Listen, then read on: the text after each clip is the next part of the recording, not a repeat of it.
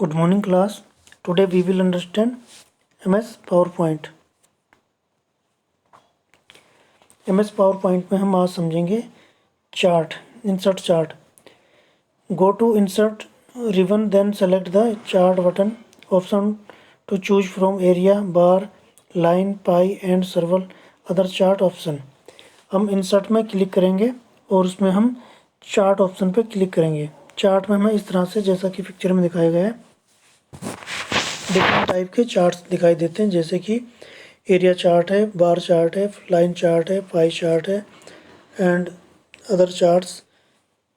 जो भी हमें चार्ट सेलेक्ट करना हो हम उस पर क्लिक कर देंगे और उसके बाद वो चार्ट हमारा बन जाएगा, वो हमारा स्लाइड में आ जाएगा. तो इस तरह से हम चार्ट को सेलेक्ट कर सकते हैं. उसे सेलेक्ट करने से पहले जो हमने एक चार्ट बनाया उसकी जो डाटा है उसे सेलेक्ट कर लेते हैं. वो फिर हम चार्ट को सेलेक्ट कर लेते हैं. तो हमारे पास चार्ट जो है तो वही बन के आ जाता है जो हमने सेलेक्ट किया है. तो इस तरह से चार्ट को हम सेलेक्ट कर सकते हैं. नेक्स्ट है इंसर्ट क्लिप आर्ट.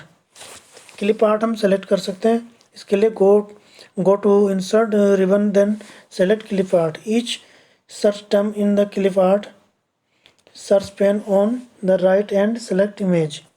हम इंसर्ट में जाते हैं, क्लिक आर्ट पे क्लिक करते हैं, क्लिप आर्ट पे क्लिक करते हैं और उसके बाद हमारे पास इस तरह से एक पिक्चर गैलरी ओपन हो जाती है. इस गैलरी में बहुत सारी पिक्चर्स होती हैं जो डिफरेंट टाइप की होती हैं, जैसा कि पिक्चर में भी दिखाई दे रहा है. तो हमें जो पिक्चर लेनी होती है हम उस पर क्लिक कर देते हैं. उस पिक्चर पर क्लिक करने के बाद वो पिक्चर हमारी स्लाइड में आ जाती है और फिर हम उस पिक्चर को वहाँ पे एडजस्ट कर देते हैं जहाँ पे हमें वो पिक्चर ऐड करनी है. और उसके बाद हम उसका साइज़ बढ़ा सकते हैं, उसे घटा सकते हैं या फिर हम उसे पिक्चर को क्रॉप भी कर सकते हैं. और जिस तरह से हमें वो एडजस्ट करनी है तो हम उसे एडजस्ट कर लेते हैं. उसके बाद अगर हमें अदर पिक्चर्स लेनी है तो फिर हम इंसर्ट क्लिप आर्ट पे क्लिक करते हैं और फिर हम वहाँ से अदर पिक्चर, दूसरी पिक्चर ले लेते हैं, वो भी हमारी स्लाइड में आ जाती है. इस तरह से हम डिफरेंट टाइप की पिक्चर्स क्लिप आर्ट से ले सकते हैं और उन्हें हम अपनी गैलरी में, हम अपनी स्लाइड में सेव कर सकते हैं. Insert header and footer. इसके अलावा हम स्लाइड में हेडर एंड फुटर भी सेलेक्ट कर सकते हैं. उसके लिए हम हेडर पर क्लिक करते हैं और फिर हमारे पास ऑप्शन आ जाता है जहाँ पे कि हम उसकी हेडिंग लिख सकते हैं. उसमें हम लिख लेते हैं जो हमें मैटर टाइप करना होता है, वो हम वहाँ पे टाइप कर लेते हैं, फिर वो हमारे पास आ जाता है. तो इस तरह से हम टाइप करके वहाँ पे हम लिख लेते हैं कि हमें क्या उसकी हेडिंग डालनी है, तो वहाँ पे वो आ जाएगी. जो भी हम उसका टाइटल लिखते हैं तो वो वहाँ पे आ जाता है, उसका हेडर जो होता है वो. और अगर हमें नीचे भी कुछ लिखना है फुटर में तो हम फुटर पे क्लिक कर लेते हैं और वहाँ पर भी हम लिख लेते हैं जो हमें उसका सबसे लास्ट में हमें लिखना होता है. इस तरह से हम स्लाइड के हेडर और फुटर में एंट्री कर सकते हैं. वहाँ पे हम कोई भी अपना हेडिंग दे सकते हैं, कोई भी लोगो लगा सकते हैं या फिर कोई भी एड्रेस या फिर कॉन्टेक्ट नंबर हम इस तरह से वहाँ पे ऐड कर सकते हैं. Background style, font colour. इसके अलावा हम बैकग्राउंड कलर दे सकते हैं, फ़ॉन्ट का स्टाइल चेंज कर सकते हैं, बैकग्राउंड चेंज कर सकते हैं. इसके लिए हम इनमें क्लिक करते हैं.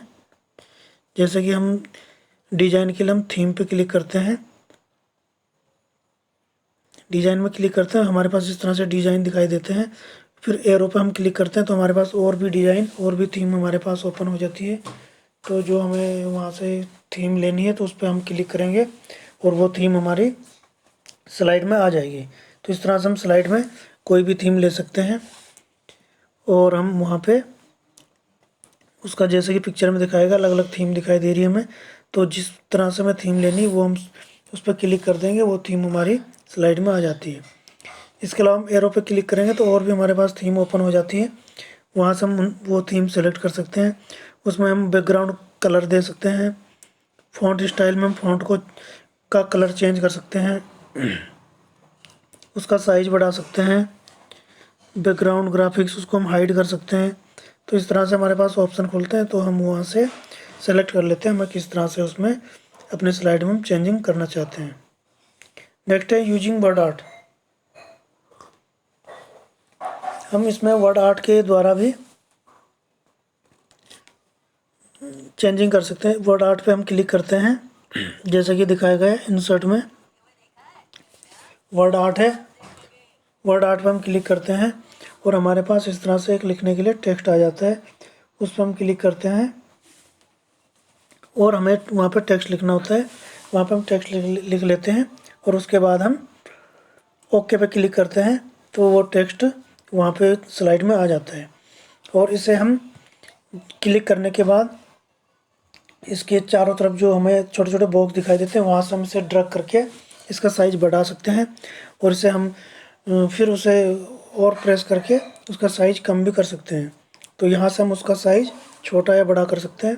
इसमें कलर दे सकते हैं, इसमें डबल क्लिक करके हम दोबारा इसमें एडिट कर सकते हैं और उसमें हम कलर दे सकते हैं, या फिर हम और भी इसमें इफेक्ट दे सकते हैं, शेडो दे सकते हैं, उसमें 3D स्टाइल में हम लिख सकते हैं। तो बहुत सारा हम इसमें चेंजिंग कर सकते हैं। सेव ए प्रेजेंटेशन। प्रेजेंटेशन को हम सेव कर सकते हैं। इसके लिए हम select file then save as, shortcut press F12 to save the file with new name. तो हम F12 भी प्रेस कर सकते हैं और सेव एज पे भी हम क्लिक कर सकते हैं, जिससे कि हम फाइल को सेव कर सकते हैं।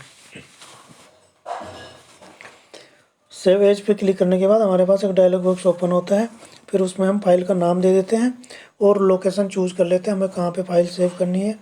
गैलरी में सेव करनी है, क्लिप, या फिर हमें लाइब्रेरी में सेव करनी है, या फिर हमें जहाँ पर भी हमें सेव करनी है तो वो हम वहाँ से सेलेक्ट कर लेते हैं और वहीं पे वो फाइल सेव हो जाती है। तो इस तरह से हम प्रेजेंटेशन को सेव कर लेते हैं और उसमें जो भी हमें चेंजिंग है तो हम उसे बाद में दोबारा ओपन करके भी उसमें चेंजिंग कर सकते हैं। तो ये एक कमांड थी जिस तरह से हम फाइल को सेव कर सकते हैं। ओपन एंड एग्जिटिंग प्रेजेंटेशन, और प्रेजेंटेशन को हम ओपन भी कर सकते हैं। इसके लिए select the file then open, shortcut hold the control button and press O for open.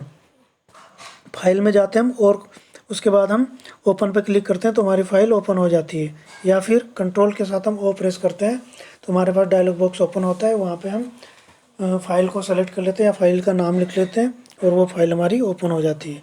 इस तरह से हम फाइल को ओपन कर सकते हैं और जो फाइल हमने सेव की उसे हम दोबारा चेक कर सकते हैं और उसमें कुछ चेंजिंग करनी तो चेंज कर सकते हैं, या उसे हम सेवेज कर सकते हैं, या फिर हम उसमें या उसमें कोई एडिट करना है तो हम उसमें एडिट भी कर सकते हैं। तो इस तरह से हम फाइल को दोबारा से ओपन कर सकते हैं और उसमें हम चेंजिंग कर सकते हैं, सेवेज कर सकते हैं, उसे कॉपी कर सकते हैं, पेस्ट कर सकते हैं। तो इस तरह से हम उसमें हम कमांड दे सकते हैं। तो ये हमने देखा किस तरह से हम MS पावर पॉइंट में एक स्लाइड बनाते हैं, स्लाइड को सेव कर सकते हैं। वर्ड आर्ट के द्वारा हम उसमें इफ़ेक्ट दे सकते हैं, बैकग्राउंड कलर दे सकते हैं, स्टाइल उसका फ़ॉन्ट स्टाइल चेंज कर सकते हैं, कलर चेंज कर सकते हैं। हेडर एंड फुटर हम उसमें दे सकते हैं, इसमें ऊपर और नीचे की हम हेडिंग उसमें चेंज कर सकते हैं। और इंसर्ट क्लिप आर्ट के द्वारा हम उसमें पिक्चर दे सकते हैं और उसमें चेंजिंग कर सकते हैं। तो इस तरह से हम उसमें बहुत सी कमांड दे सकते हैं। Okay class, thank you.